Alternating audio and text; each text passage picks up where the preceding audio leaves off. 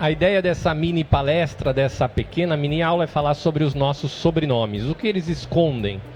Todo mundo tem sobrenome hoje em dia, né? Todos nós temos um sobrenome. E muitas vezes a gente não para pensar o que há por trás dele, do nosso sobrenome, sobrenome dos nossos pais, dos nossos avós, dos nossos amigos, né? E eu quero falar um pouquinho sobre esse assunto aqui hoje para vocês. A ciência que estuda os nomes, os sobrenomes, os nomes próprios de uma forma geral, é a onomástica, né? Do grego onomastikos. Onoma em grego é nome, né? E o stigri é a técnica, a arte, o ato de nomear, né? E a onomástica é esse campo da linguística que estuda os nomes próprios. Essa codificação da ciência começou mais ou menos no século XIX, como parte da linguística, sempre com uma interface, com uma comunicação com a história e a geografia. Especificamente, o estudo dos nomes das pessoas é a antroponímia, que é uma divisão da onomástica. Anthropos, em grego, significa pessoa. Onoma, nome. Antroponímia, o nome das pessoas, né? É essa ciência que estuda o nome dos seres humanos. A ciência, né, o campo da onomástica que estuda os nomes de lugar, é a toponímia. Topos, em grego, significa lugar, tá? A antroponímia e a toponímia são os dois principais campos de estudo da onomástica. Os antropônimos, ou seja, os nomes das pessoas, se dividem basicamente em 5 categorias. Os prenomes, os nomes de batismo, né, os nomes pessoais, os sobrenomes ou apelidos de família, tá? Porque a palavra apelido originalmente significava sobrenome.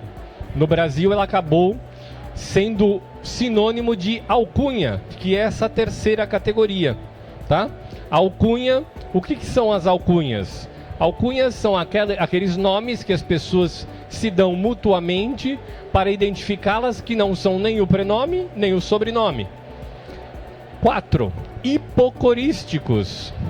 São os nomes carinhosos. Nós, na nossa linguagem comum, achamos que é a mesma coisa que a alcunha, mas são diferentes. O que é o hipocorístico? Eu me chamo Daniel, então o meu hipocorístico é Dani, Dan. A pessoa é Juliana, é a Ju, Juju. A Felipe, o Fê, o Fi. Aí depende de cada pessoa, nós temos os nossos hipocorísticos, que são diferentes das alcunhas. E por fim, os agnomes, que são os marcadores geracionais, que são o quê? Júnior, filho, neto, sobrinho, tá? E então são essas 5 categorias da antroponímia. Desde quando nós usamos sobrenomes? Desde tempos imemoriais, ou seja, desde o que o ser humano começou a usar a linguagem, os seres humanos se identificam mutuamente com qualificativos, né? Os prenomes e depois qualificativos que identificavam um indivíduo naquela comunidade, o ligavam a alguma característica. Esses qualificativos não eram propriamente sobrenomes, tá? Mas eram formas de se identificar uma pessoa, mais precisamente do que o simples prenome. Então era uma função embrionária dos que viriam a ser os sobrenomes, uma forma de você distinguir as pessoas de mesmo prenome. Isso, por exemplo, você vê muito em algumas cidades pequenas, seja em qualquer lugar do Brasil. É o João de Maria, é o Carlos de Antônia, e assim sucessivamente. É uma forma de distinguir. Ou, por exemplo, a gente vê muito em eleição de vereador. É o Zé do Botijão de Gás, é o Antônio da Quitanda, tá? Então isso não são sobrenomes, mas são uma forma de se identificar uma pessoa para qualificá-la além do simples prenome. Nos textos sagrados das religiões abraâmicas, ou seja, cristianismo, judaísmo e islamismo, nós vemos isso muito frequentemente. Quem lê a Bíblia percebe, não existem sobrenomes, mas existem os qualificativos. Então, por exemplo, Dionísio, o Trácio. Dionísio era uma única pessoa. Algumas pessoas qualificavam ele como o Trácio, ou seja, ele era da Trácia, uma região ali que fica hoje entre a Bulgária e a Grécia e a Turquia. Dionísio de Telêmaco. Telêmaco era o pai dele, tá? Então o Dionísio, filho do Telêmaco. E para outros ainda, ele era Dionísio o Veloz, porque ele era um cara muito rápido, ele fazia as coisas muito rapidamente. Mas aí o Dionísio ficou idoso, ele já não era mais veloz. Então mudam-se os qualificativos, certo? Depois, com o advento, com a chegada do Império Romano, nós temos um sistema onomástico. O que é o sistema onomástico? É o sistema de nomeação que as pessoas se atribuem.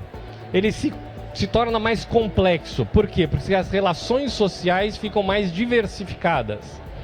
E aí surge o sistema onomástico do Império Romano de 3 elementos, o trianômina. As pessoas passam a ter 3 nomes dentro da sociedade romana. Não estou falando das pessoas escravizadas, etc. Estou falando da elite do Império Romano. Antes do Império Romano, nós temos quem? Por exemplo, os faraós, Tutankhamon, Ramsés. Só isso, eles não têm mais nada, tá? Xerxes, Sócrates, na Grécia Antiga, Platão, eles não têm sobrenomes, tá? Então, lá das grandes personagens da história do Império Romano, Caio Júlio César. Ele tem 3 nomes: prenomen, nomen, cognomen. Tá? O que é? O prenomen é o que nós chamamos de prenome hoje, é o nome de batismo, é o nome pessoal. O nomen era o nome gentilício da gens romana, ou seja, da estirpe que ele tinha, da linhagem. Cognomen era o ramo familiar específico dele. Tá? E o Caio Júlio César não tinha agnomen, mas alguns tinham, que eram, digamos, alcunhas de feitos militares, etc. Uma coisa para celebrar aquela pessoa. Mas, basicamente, 3 elementos. Com a queda do Império Romano, né, e a entrada na Idade Média, a humanidade, né, ou seja, o mundo ocidental do qual nós herdamos, fica sem sobrenomes. Voltamos à etapa anterior. Ficamos 5 séculos sem sobrenomes, com o nomen unicum, só um nome.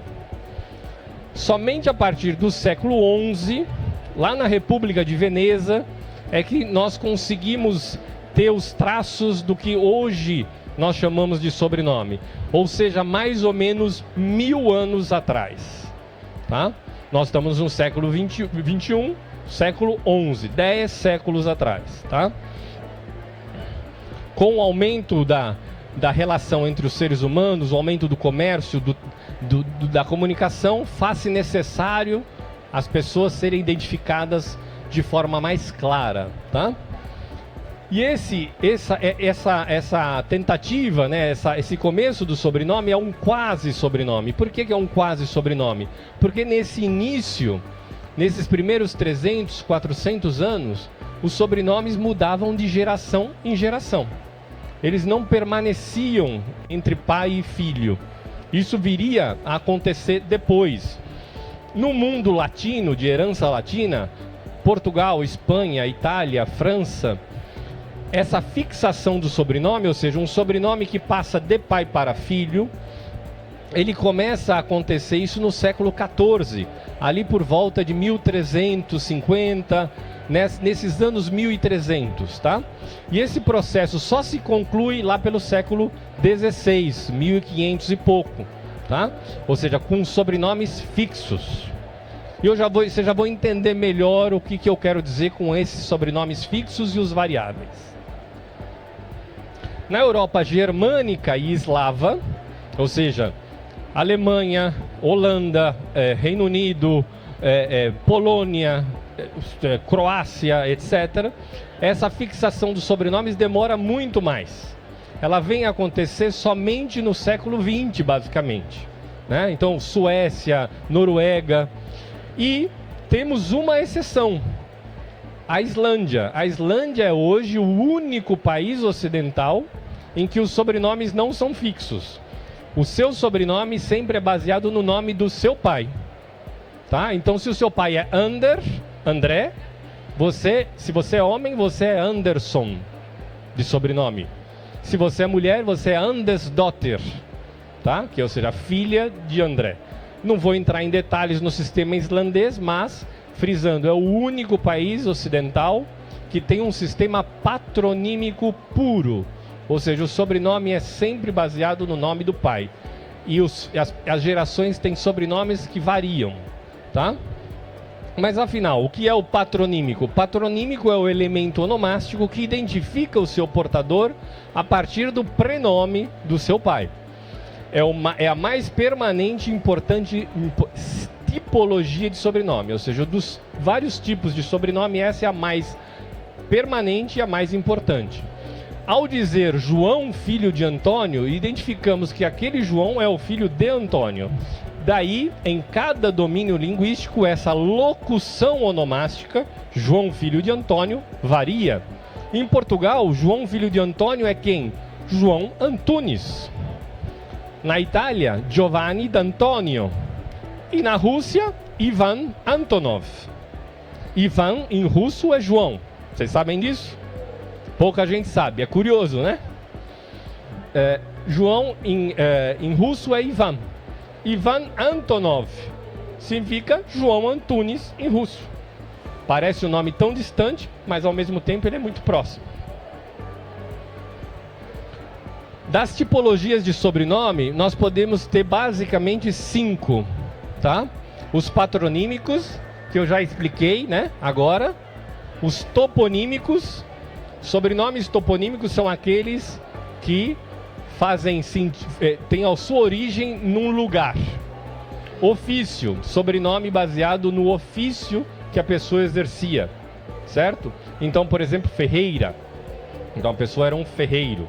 Nós já vamos ver com detalhes isso. As alcunhas, então, sobrenomes baseados em características físicas, comportamentais, intelectuais. E os aleatórios? Os aleatórios são sobrenomes inventados pelas mais diversas razões. Normalmente em 2 casos. Crianças expostas. E o que são crianças expostas? São crianças abandonadas pelo pai e pela mãe. Então, naquele momento, a pessoa precisava de um sobrenome, se inventava um. E aí, a criatividade voava, né? E as pessoas escravizadas. Por exemplo, no Brasil, nós tivemos a escravidão. Muitas vezes, as pessoas escravizadas no Brasil eram identificadas apenas com prenome. Elas não tinham sobrenomes. Porém, quando elas ou se libertavam porque compravam a sua liberdade, ou na lei do ventre livre, na lei do sexagenário, ou quando fosse, quando ela precisava se atribuir um sobrenome, normalmente ela tomava o sobrenome de alguma inspiração daquele momento, né? Muitas vezes era um sobrenome do próprio antigo proprietário, tá? Então eram sobrenomes aleatórios. Falando sobre sobrenomes patronímicos, aqui nós temos um monte de exemplos de sobrenomes patronímicos. Álvares, Fernandes, Rodrigues, Martim, Gonçalves, Pérez. O que significam esses sobrenomes? Álvares, filho de Álvaro. Fernando, filho de Fernandes, filho de Fernando. Rodrigues, filho de Rodrigo. Martins, filho de Martinho. Gonçalves, filho de Gonçalo. Pérez, filho de Pedro. Em espanhol, a mesma coisa. Italiano, De Luca, filho de Lucas. Martini, filho de Martinho. Di Pietro, Pedro. Antônio, Francisco, Domingos. Tá? Inglês, Johnson, filho de João. Richardson, filho de Richard, Ricardo. Anderson, filho de Andrew, André.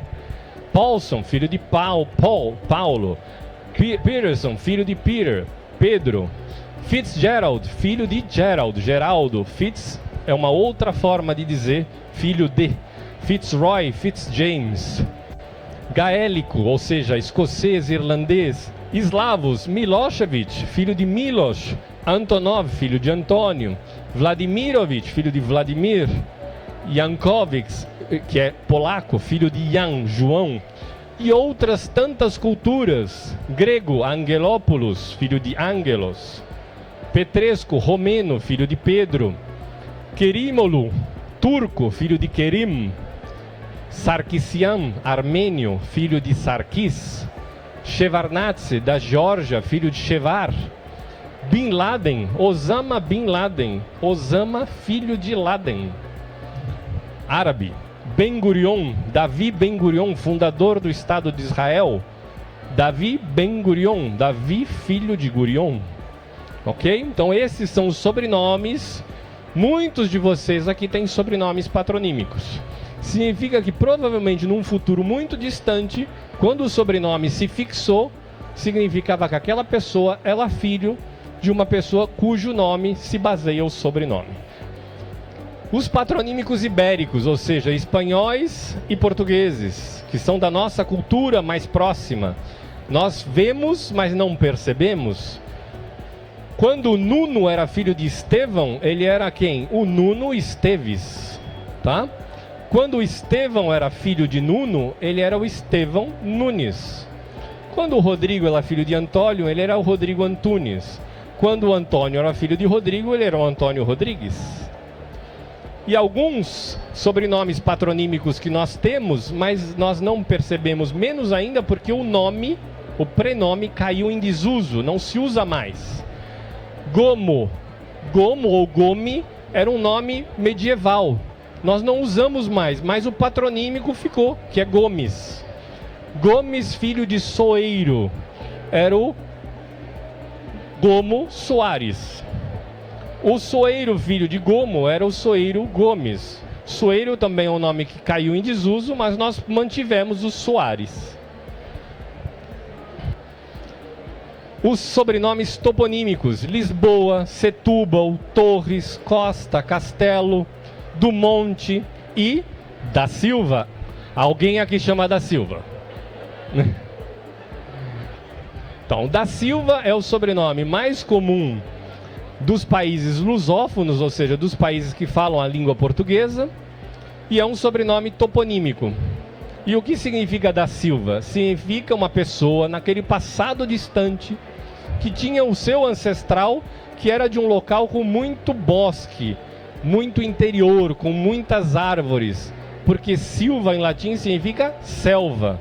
Então é da selva, de um local pouco urbanizado, tá? E hoje é o sobrenome mais comum que existe tanto em Portugal quanto no Brasil, nomeando pelo menos 10% de toda a população, tá? Sobrenomes de ofício. Ofício de ferreiro, por exemplo. Ferreira, Ferrari, Ferreiro, Favre, Herrera, Schmidt, alemão, Smith, inglês. Todos esses sobrenomes significam ferreiro. De sapateiro, em espanhol, zapateiro, em alemão, Schumacher. Calegari, italiano, né? Isso é uma forma antiga da palavra sapato, caligarius, então calegari é a pessoa que faz o sapato. Scarpelli, e sapato italiano é scarpa, tá? Então Scarpelli também. Sobrenomes baseados em alcunhas: Rossi. Rossi é o sobrenome italiano mais comum. Significa vermelho. Por que as pessoas recebiam um apelido de vermelho? Por vários motivos. Porque o Rossi existe em vários locais da Itália e a motivação pode ser muito variada. Rossi poderia ser porque ele era ruivo, ou, mais provável, porque ele bebia muito e ficava vermelho. Sempre bebendo, ficava vermelho. Então era o Giovanni Rossi. Gago. Gago é um sobrenome português. Para nós é evidente. E ele é o que significa. A pessoa era Gago, era o João Gago. Gobbo. Gobbo é italiano, significa corcunda. Então a pessoa era Alessandro Gobbo, era o Alessandro que era corcunda. Era a característica mais evidente que eu tinha dele, e eu uso isso para nomeá-lo. Mancini, ou Mancino, ou Mancuso. Todos esses nomes em italiano significam o quê? Canhoto. Na pessoa que tinha o seu membro superior principal esquerdo, tá? Zurdo, que é em espanhol, a mesma coisa, tá? Não é surdo de ouvir, tá? É surdo de esquerdo, ok? Aleatórios, sobrenomes que nós inventávamos aleatoriamente. Boaventura. A criança era uma criança exposta, você estava ali. Poxa, eu quero que essa criança tenha um futuro brilhante. João Boaventura, que ele tenha boas venturas. Certo? Marciano. Isso mais para trás. A criança nascia numa terça-feira, dia de que Deus, Martes. Então ele era um marciano. Tá?